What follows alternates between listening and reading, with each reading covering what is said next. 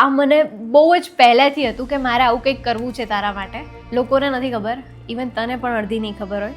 તો હું આજે એ વસ્તુ કહેવા માંગુ છું બધાની સામે. હું બહાર આવીને બહુ જ રડતી હતી, કારણ ને પછી ક્યાંયથી મેળ ના આવ્યો. હું એટલી ખરાબ છોકરી કહેવાઉં કે મારે મમ્મીની બુટ્ટી આપવી પડી. કાલે ગોરધાણા આજે મેં એને બતાવી અને એ મારી સાથે વાત કરવા તૈયાર નહોતો.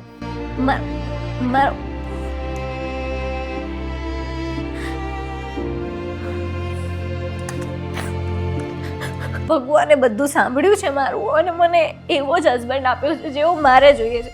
You are not just a man, you are gentleman. Generally બધું દેખાતું એવું હોતું નથી, બીકોઝ મને કન્ડિશન ખબર છે એટલા માટે. બરાબર છે.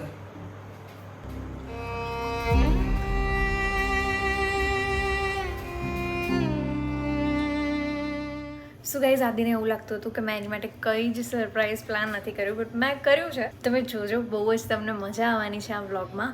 અને આ બહુ જ સ્પેશિયલ છે મારા માટે, અને એના માટે કરતાં પણ મારા માટે વધારે સ્પેશિયલ છે આ વસ્તુ.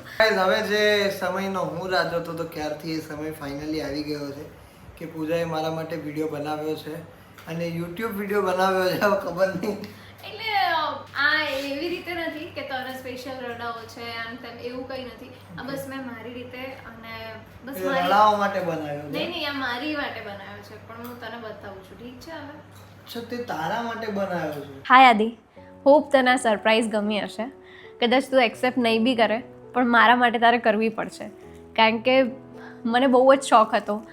મને હતું કે મારે તને આવી રીતે કંઈક સરપ્રાઈઝ આપવું છે, ઠીક છે? એટલે તારે આ લેવી પડશે. અને બીજી વાત એ કે આ મને બહુ જ પહેલેથી હતું કે મારે આવું કંઈક કરવું છે તારા માટે, કારણ કે હું આપણા ગોરધાણામાં કંઈ જ નથી કરી શકી. લાઈક લોકોને નથી ખબર, ઇવન તને પણ અડધી નહીં ખબર હોય. તો હું આજે એ વસ્તુ કહેવા માગું છું બધાની સામે. અને એ છે કે જ્યારે અમારા ગોરધાણા હતા ત્યારે અમારા ઘરે રિનોવેશન ચાલુ હતું, મારા ઘરનું. તો એના કારણે ઘણા બધા પૈસા એમાં ખર્ચાઈ ગયા હતા, અને પછી અચાનક જ અમારા ગોરધાણાનું નક્કી થયું. તો મારા પાસે એટલા બધા પૈસા નહોતા. તો અમારા પાસે જેટલા બી પૈસા હતા ને એ બધું હતું, તો એ બધું ઓલમોસ્ટ ગોરધાણામાં ખર્ચ થઈ ગયું હતું. લાસ્ટ વસ્તુ હતી એક રિંગ, જે મારે એની માટે લેવાની હતી, પણ મારા પાસે એટલા પૈસા જ નહોતા. ઇવન મને યાદ છે કે હું અને આદિ ગોલ્ડની રિંગ જોવા માટે ગયા હતા, અને હું બહાર આવીને બહુ જ રડતી હતી, કારણ કે એને મારી માટે આટલું બધું કર્યું છે, અને હું એને કંઈ જ નથી આપી શકતી. લાઈક એક સોનાની રિંગ નથી આપી શકતી. એટલે હું બહુ જ રડતી હતી, અને એને તો કીધું કે મને જોઈતી બી નથી, અને મારે શું કામ છે, સોનું હું શું કરીશ, MBA નથી પહેરતો. પણ તો બી પેલું સમાજ માટે હોય ને કે કરવું તો પડશે જ એમ. ઇવન ત્યારે મમ્મીનો વિડીયો કોલ ચાલુ હતો, અને મતલબ મારા સાસુનો વિડીયો કોલ. ઇવન એમને મને એ પણ કીધું કે એક જાણીતા સોની છે, તો આપણે ત્યાં છે ને ત્યાંથી વીંટી લઈ આવીશું, અને બધાને બતાવાઈ જશે, તો પછી આપણે એમને પાછી આપી આવીશું. બટ મને અંદરથી નહોતી મજા આવતી એમ. મેં કીધું એ તો આઈડિયા પછીનો છે, પણ હું ટ્રાય કરું કે મારાથી થઈ શકે એમ. અને પછી આદિ તો કેસો જ જતો રહ્યો હતો, અને એના પછી મેં બહુ મથી, અને મને કોઈની સાથે પૈસા માગવા નથી ગમતા, તો પછી મેં કોઈની પાસે પૈસા માગ્યા બી નહીં. અને મારા મમ્મી કહે કે એમની પાસે કંઈ સોનું નથી, એક સોનાની બુટ્ટી જ છે ખાલી. તો કે એ હું વેચી દઉં, એ હું ગીરવે મૂકી દઉં, અને એનાથી આપણે રિંગ લઈ લઈએ આદિ માટે. એ કીધું નહીં યાર, નહીં. છેલ્લે કહું ને તો છેલ્લા 3 દિવસ બાકી હતા, અને પછી ક્યાંયથી મેળ ના આવ્યો. હું એટલી ખરાબ છોકરી કહેવાઉં કે મારે મમ્મીની બુટ્ટી આપવી પડી. અને પછી જ્યારે મેં આદિને બતાવી ને, તો એના રિએક્શન એવા હતા કે આટલું બધું શું જરૂર છે, અને કોઈ ફોર્માલિટી નહીં. એને મારા ગોરધાણા લાઈક કાલે ગોરધાણા આજે મેં એને બતાવી, અને મારી સાથે વાત કરવા તૈયાર નહોતો. સમજો છો? મતલબ એ ટાઈપનો લવ કરે છે કે એવું નહીં કે જસ્ટ શું ફરક પડે છે, ખાલી એમ ફોર્માલિટી કરી દઈએ. અને એને કીધું બી નહોતું કે સોનાની બુટ્ટી આવી રીતે ગીરવે મૂકીને પછી તારી માટે રિંગ લીધી છે એમ.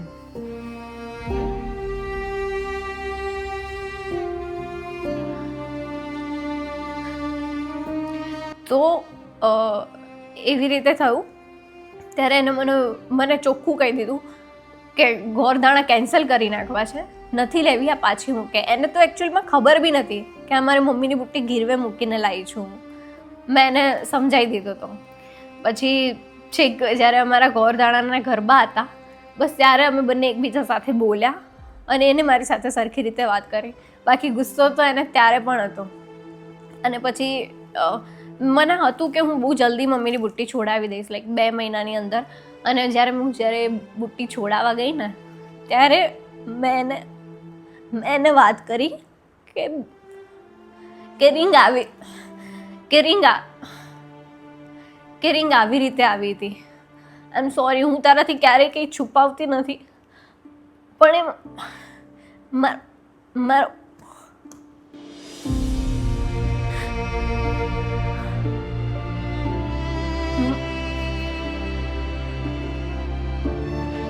મારો ટાઈમ એવો હતો.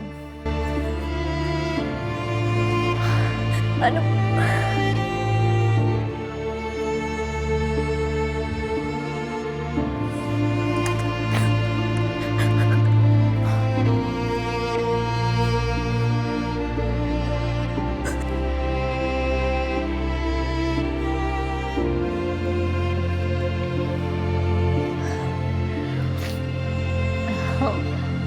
તો બસ મારો સમય એવો હતો.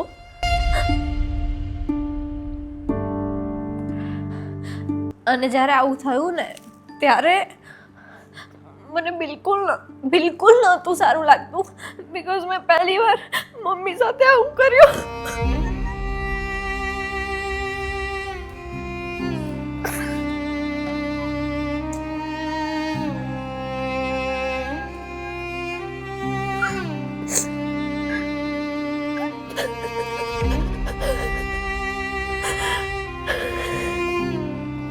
અને આ વસ્તુ જો આદિને તો ખબર હોત ને તો એ તો ગોરદાણા જ કેન્સલ કરી દેત. મેં એને નહોતું કીધું. અને એને ત્યારથી મેં વિચારી લીધું હતું કે એ ટાઈમે તો હું એટલું ના સારું આપી શકી, પણ હું આને ડેફિનેટલી કંઈક સારું સરપ્રાઈઝ આપીશ. આટલું તો એ ડિઝર્વ નહીં કરતો. એ તો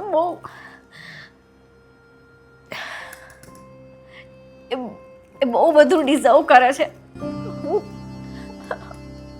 મારાથી નહીં બોલાતું. અને આટલું બિલકુલ ડિઝર્વ નહીં કરતો. એ તો હું આખી લાઈફમાં એને એટલું નહીં આપી શકું. એ અલગ જ માણસ છે યાર.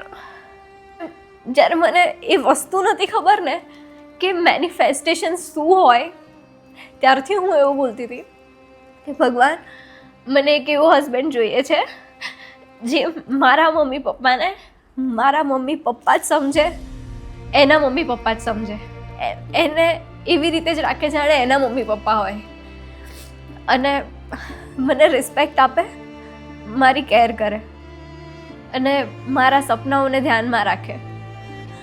આટલું જ હું બોલતી હતી. એન્ડ લિટરલી ભગવાને બધું સાંભળ્યું છે મારું, અને મને એવો જ હસબન્ડ આપ્યો છે જેવો મારે જોઈએ છે. ઇવન એનાથી બી ઘણું બધું આપ્યું છે જે મેં ક્યારેય એક્સપેક્ટ નહોતું કર્યું. તો થેન્ક યુ સો મચ આદિ. હું તારા માટે એટલું બધું નહીં કરી શકતી, પણ તું બહુ બધું ડિઝર્વ કરે છે યાર. અને મેં ક્યારેય એવું નહોતું વિચાર્યું કે એવરેજ લુકિંગ ગર્લને આટલો હેન્ડસમ છોકરો મળી જશે. સાચે. તો થેન્ક યુ સો મચ મારી લાઈફમાં આવવા માટે. અને તું છે gentleman. You are not just a man, you are gentleman. Because હું એવું બધું એક્સપેક્ટ નથી કરતી કે હું કારમાં બેસું, જ્યારે હું ઉતરું તો તું મારી માટે દરવાજો ખોલે. બટ જે પ્રકારે તું મારી કેર કરે છે, મારા મમ્મી પપ્પાને સાચવે છે, લિટરલી તું છે જેન્ટલમેન, અને મારે કહેવું નથી પડતું, તું એ બધું જ કરી દે છે.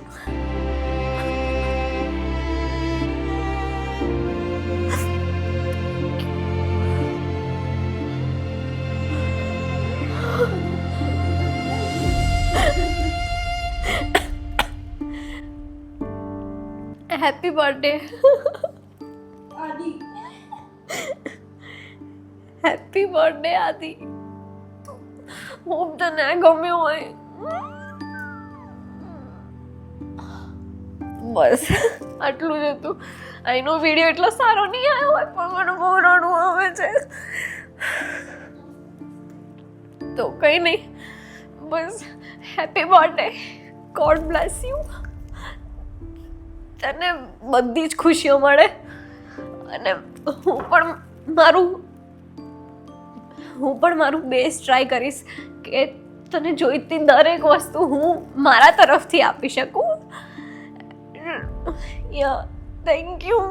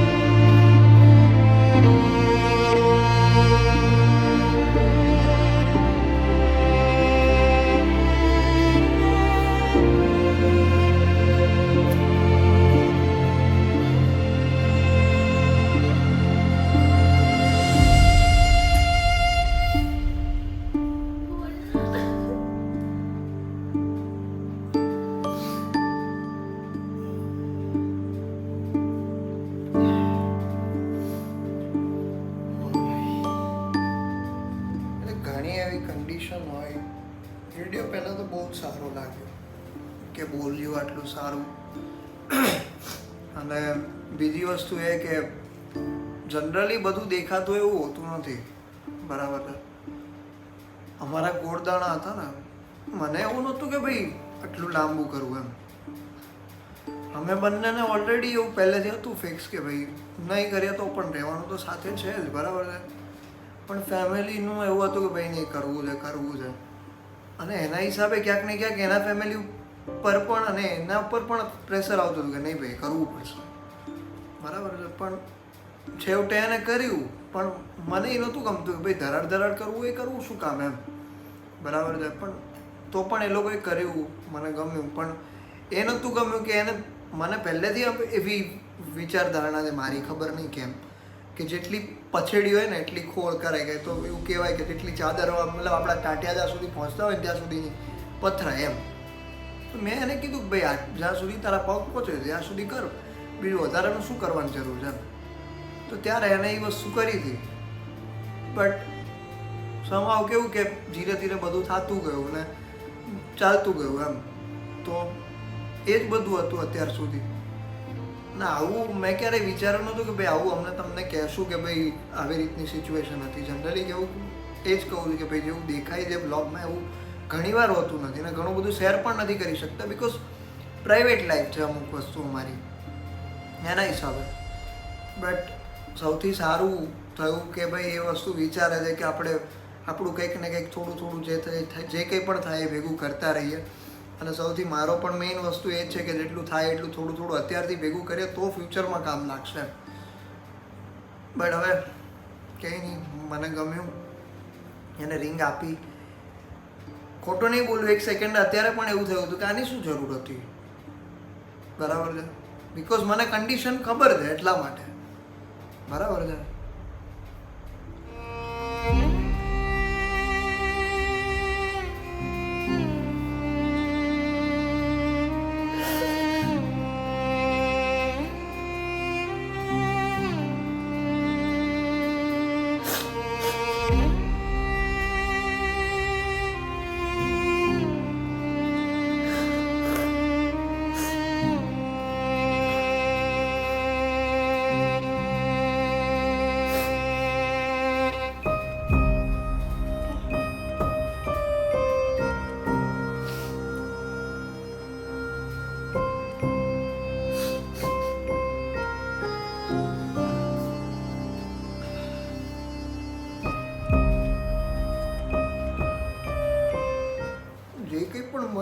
ને ઉપરવાળાએ એમ ગણીને આપ્યું છે.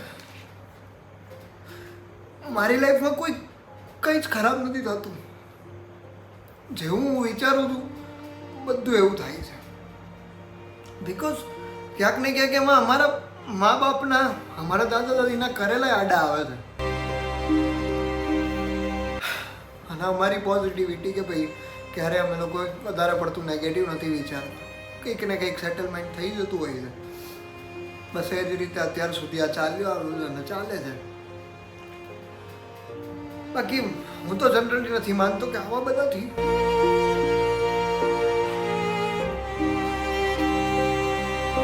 વધારે પડતું સારું લાગે એમ. આમ બધું ન હોય તો બી બર્થડે સેલિબ્રેટ કરી શકાય. ભલે હું જનરલી અત્યારે બોલતો હતો કે બર્થડે પણ મને એવું હોય કે ભાઈ આખો દિવસ અમે લોકોએ અહીંયા જ કાઢ્યો છે. જનરલી ક્યાંય બહાર ગયા હોય તો બી ચીલ આઉટ થાય એમ. અહીંયા ને એ કંઈ વસ્તુ હતી નહીં. તો મારો કહેવાનો ઇન્ટેન્સ ખાલી એવો હતો આજે આખા દિવસમાં કે આજે આપણે અહીંયા ને અહીંયા જ હતા, ક્યાંય બહાર નથી ગયા તો બહાર જઈએ. બાકી મારો એવો કંઈ મોટિવ નહોતો કે ભાઈ બર્થડેમાં કંઈ કર્યું નહીં. મેં ઘણી વખત એને કીધું કે આજે મારો બર્થડે છે, તું કંઈક તો કર. પણ કરવાનો મિનિંગ એ કે ભાઈ ચલો કંઈક કરીએ એમ, કંઈક બહાર જઈએ એમ. બાકી ગુડ, ગમ્યું મને, મજા આવી. આવું બધાને મળે, બધાના નસીબમાં તો ના હોય, પણ મારા નસીબ ઉપરવાળાએ ઘણા યારા નહીં.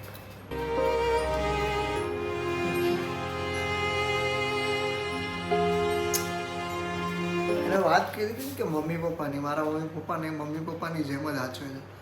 તો પહેલાં હું એવું કહીશ કે એ મને મારા એ છે ને મને એના છોકરાની જેમ સાચવે. હું પછી એને મારા મમ્મી પપ્પાની જેમ સાચવું.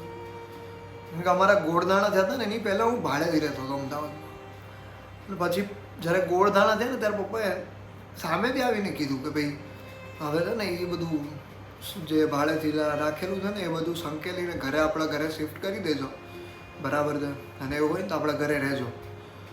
મેં કીધું સારું. અને પછી અત્યાર સુધી મને એવું ક્યારેય ફીલ જ નથી થવા દીધું એને કે તું તો અહીંયા રહી છે એમ, તારું ઘર નથી યાર, અમારું ઘર છે, એવું ફીલ નથી થવા દીધું. તો હું પણ એને એવું ક્યારેય ફીલ નહીં થવા દઉં. અત્યારે શું ભવિષ્યમાં પણ ક્યારેય ફીલ નહીં થવા દઉં. અને કુદરત કરે છે. હું ક્યારે અમે બી એને વિચારીએ છીએ કે આ બાઉન્ડ્રી છે, પણ બાઉન્ડ્રી કરતાં વધારે જ આપે છે. શું થાય છે ને કરીએ છે તો કરીએ, થવા દેશે હવે. બસ કંઈ નહીં. થેન્ક યુ બધાને, દ્રષ્ટિને અને કુમારને થેન્ક યુ કે ભાઈ આટલો સાથ સપોર્ટ આપે છે ત્યારે આ બધી વસ્તુ પોસિબલ થાય છે, બરાબર. બાકી જનરલી અત્યારે બધાય કોઈ હાર આમાં રાજી નથી હોતું, બરાબર છે. બધા ટાટિયા ખેંચવામાં જ છે, બરાબર છે. સો બધાને એક વ્યક્તિને નાનું જેટલા પણ લોકો મને સપોર્ટ કરે છે બધાને થેન્ક યુ. અને બધાને થેન્ક યુ એટલા હેપી બર્થડે પણ બધાએ ઘણા બધા લખ્યો હતો તો એના માટે પણ થેન્ક યુ.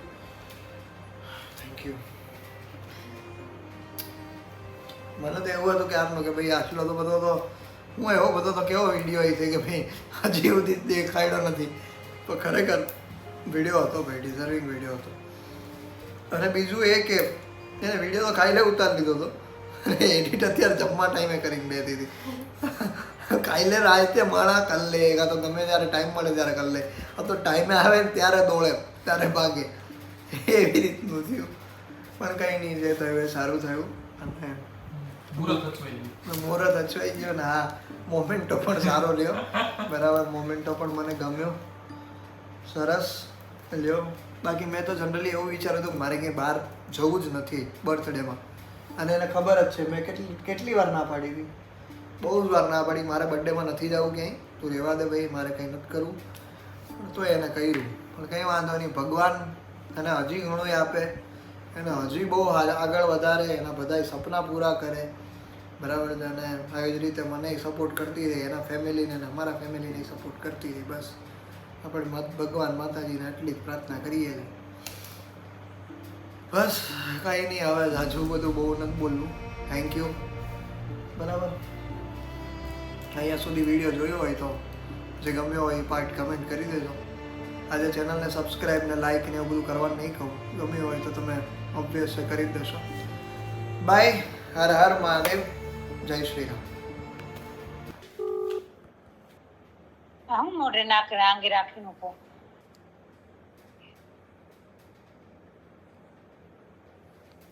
આટલું બધું હોય એમ કે હોય જ ને તમારા છોકરા આગળ તો હવે આ જ આંગળી એને બતાવીને કઈ હાલ ઊભી થા, હાલ બેહી જા. અરે પૂજા આટલું બધું ન હોય દીકરા.